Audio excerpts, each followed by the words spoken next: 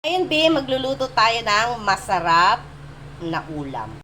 Yan, nilagyan ko na ng mantika mga B, na syempre naunang mantika. Ang kasunod niyan, syempre, sibuyas.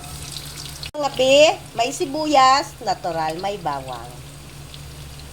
Ngayon, ilalagay na natin ang 1 kilong kamatis. Ang dami! Yan, B, palalambutin muna natin. Tatakpan natin siya para mas mabilis. Ngayon, B, titimpla natin siya ng 1 kutsarang patis lang. Dapat ganyan na durog, ah. Lalagyan natin siya ng pamintang durog. Yan, ganyan lang mga B. Lalagyan natin ng konting magic pinasarap. Yan mga B, malambot na ang kamatis. Maglalagay tayo ng 4 na pirasong itlog. O, alam nyo na ano niluluto ko? Haluin lang natin mga B. Ganyan lang. Pag naluto na yung itlog, goods na yon. Kain na tayo.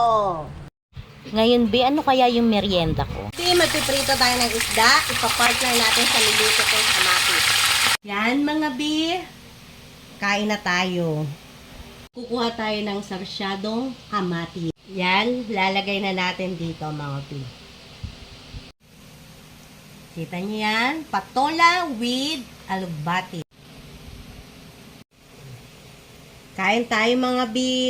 Yan, ganyan ang pagkain niyang isda na may sarsyadong kamatis. Kain tayo mga B. Siyempre, oras na kami na ng halian, ituloy na natin hanggang merienda. Ito yung merienda namin.